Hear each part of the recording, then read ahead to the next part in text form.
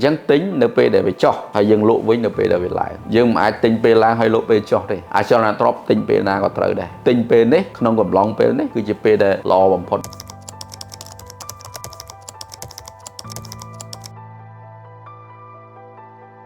สำหรับខ្ញុំខ្ញុំគិតថាគួរតែវិនិយោគក្នុងពេលនេះក្នុងបញ្ហាតែមានឱកាសអញ្ចឹងយើងឃើញថាសេដ្ឋកិច្ចនៅក្នុងពិភពលោកជាពិសេសនៅក្នុងប្រទេសកម្ពុជាយើងសេដ្ឋកិច្ចមិនសូវល្អទេបើសេដ្ឋកិច្ចមិនសូវល្អសម្រាប់អ្នកដែលមានធនធានជាពេលដែលល្អបំផុតវិញហេតុអីគឺគាត់បានទិញអចលនទ្រព្យនៅក្នុងតម្លៃដែលទាបបំផុតហើយបើខ្ញុំនិយាយថាបើទាបវាមិនដឹងថា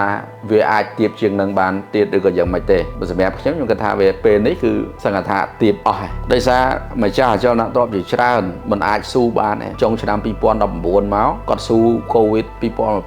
21 22 23 24 25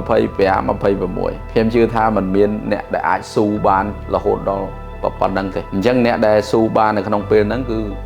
អ្នកខ្លាំងហើយតម្លៃអចលនទ្រព្យនៅពេលហ្នឹងក៏មិនអាចឡើងដែរអញ្ចឹងទិញនៅពេលដែលវាចុះហើយយើងលក់វិញនៅពេលដែលវាឡើងយើងមិនអាចទិញពេលឡើងហើយលក់ពេលចុះទេអញ្ចឹងបើសិនជាសួរថាពេលណាដែលគួរទិញជាងគេអចលនទ្រព្យទិញពេលណាក៏ត្រូវដែរទិញពេលនេះក្នុងកំឡុងពេលនេះគឺជាពេលដែលល្អបំផុតដោយសារតម្លៃវានៅទាបមែនតើcomparedពី3ឆ្នាំមុន5ឆ្នាំមុន8ឆ្នាំមុន